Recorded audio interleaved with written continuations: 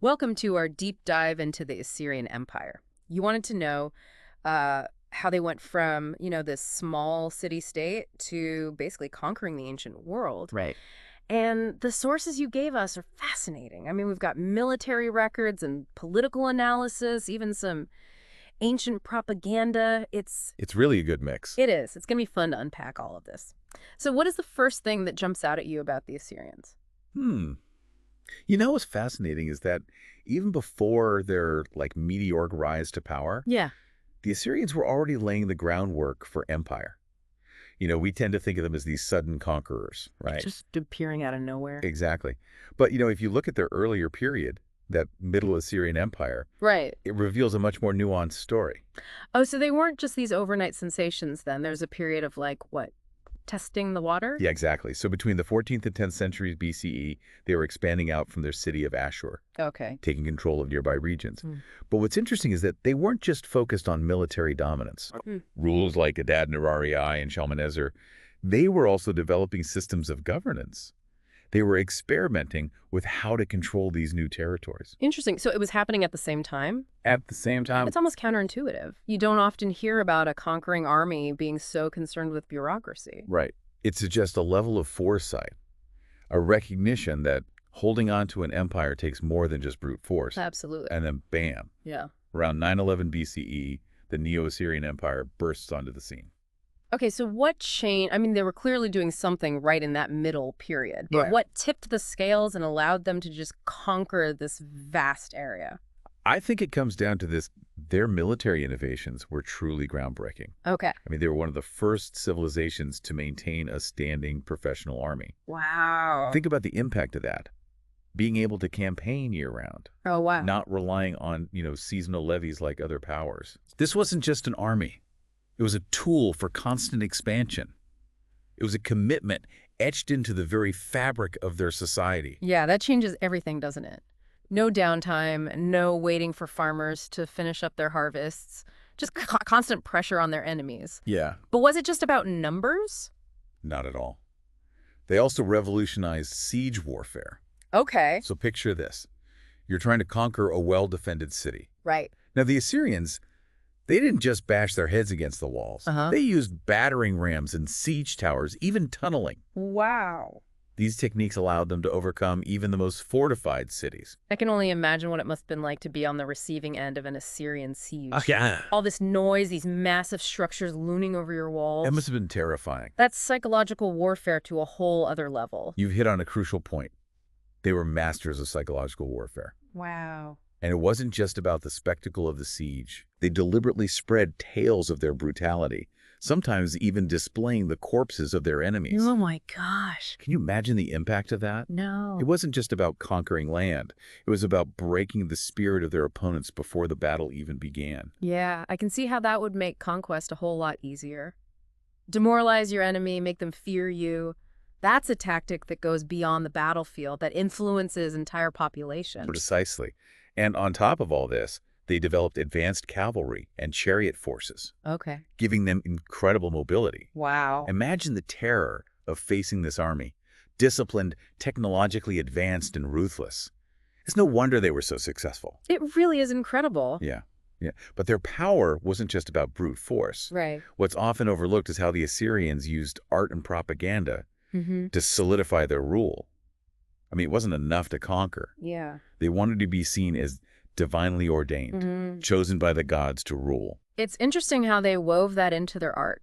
The sources mention these incredible palace reliefs. Yes. Were those purely decorative, or were they sending a message? Oh, they were definitely sending a message. Yeah. Imagine walking through these grand palaces Right. and seeing these intricate carvings, Wow. scenes of military triumphs, kings, hunting lions, symbols of strength and power, Of course. and of course, religious rituals. Mm.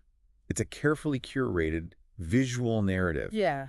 designed to awe and intimidate, reinforcing the idea of Assyrian dominance. So it's like walking through a giant propaganda machine. In a way, yes, Okay. but we shouldn't dismiss the artistry. Oh, absolutely. These reliefs weren't just crude images. They were incredibly sophisticated for their time. Right. The level of detail, the expressiveness, Yeah. it reveals a mastery of storytelling through art.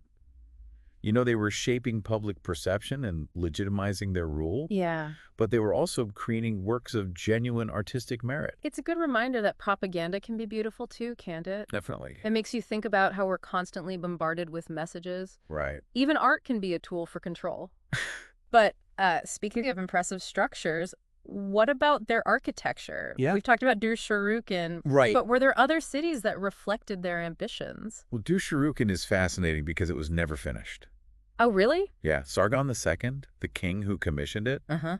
he died before its completion. Wow. His successor moved the capital, Oh, okay. leaving this grand city intended as a symbol of Assyrian power unfinished. That's a reminder that even the mightiest empires can be cut short, isn't it? For Their sure. plans literally left in ruins. Yeah. So what about the new capital? Did it measure up? Well, Nineveh became the new center of the empire, Right. and it was a truly magnificent city. Mm. Think bustling metropolis, a hub of trade and culture. Mm. It had palaces, temples, libraries. Oh, wow. Imagine these vast repositories of knowledge Yeah. and even botanical gardens. Botanical gardens. That's not what I expected. You're right. It suggests a civilization that wasn't solely focused on conquest. They had time for leisure, for cultivating beauty. Absolutely. That's a side of the Assyrians we don't often hear about. You're absolutely right. It challenges this one-dimensional view of them as solely brutal conquerors. Yeah. The sources paint a picture of a society that valued knowledge, Right. that appreciated the natural world. It complicates their legacy, doesn't it? It does. Yeah. It's like we're seeing a more human side to them, Right. one that's at odds with this image of ruthless warmongers. But that begs the question, Was that? how do we reconcile these seemingly contradictory aspects of their civilization? Well, I think that duality is at the heart of understanding the Assyrians. Hmm. They were a product of their time, Right. a time when warfare was endemic, Right. where power was often brutally asserted. Yeah. But they were also capable of creating incredible beauty, of fostering intellectual pursuits. It's a reminder that history is rarely black and white. It's tempting to judge the past by our own standards, I know. but that doesn't really give us the full picture. No, it doesn't. So if we can't simply label the Assyrians as good or evil, Right. how should we view them? Where do they fit in the grand narrative of history? I think their story serves as a cautionary tale and a reminder of the complexities of power. They show us that even the most powerful empires are built on a foundation of both strength and fragility, Okay. and that the legacy of any civilization is never simple. Right. It's a tapestry of light and shadow, of achievement and brutality.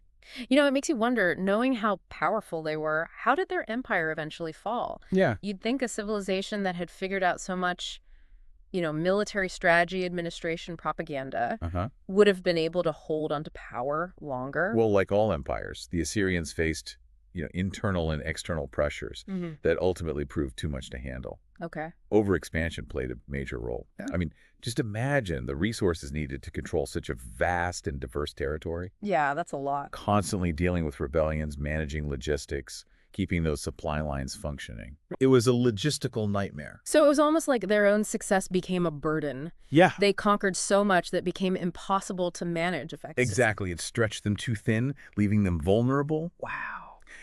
And then you have the groups they had conquered, the ones who had been living under Assyrian rule. Right. The Babylonians, the Medes, others who had been waiting for the right moment to strike back.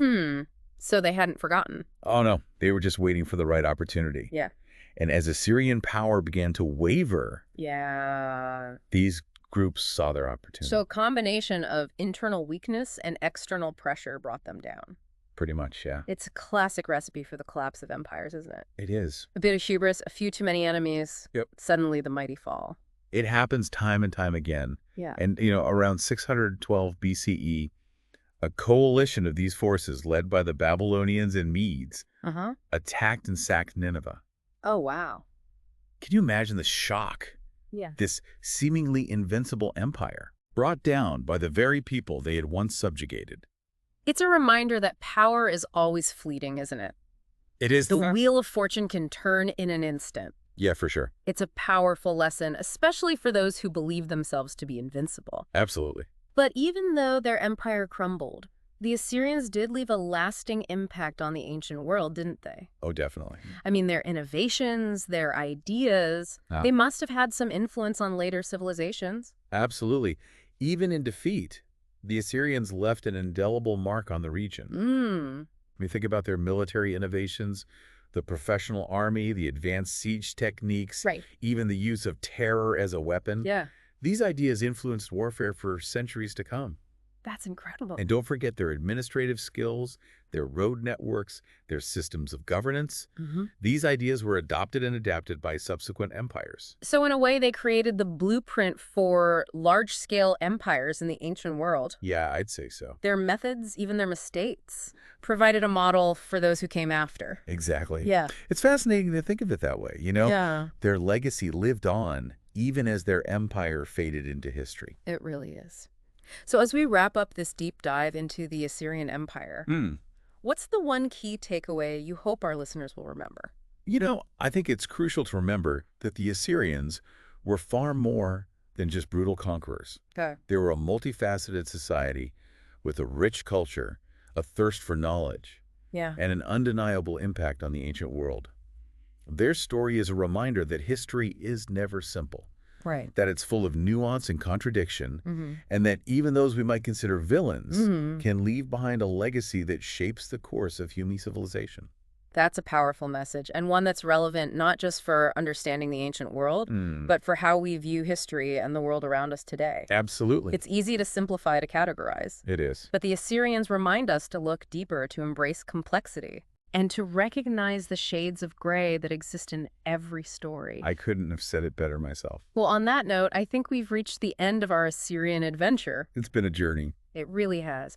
Thank you so much for joining us on this fascinating deep dive into the heart of one of history's most powerful and enigmatic empires. It's been my pleasure.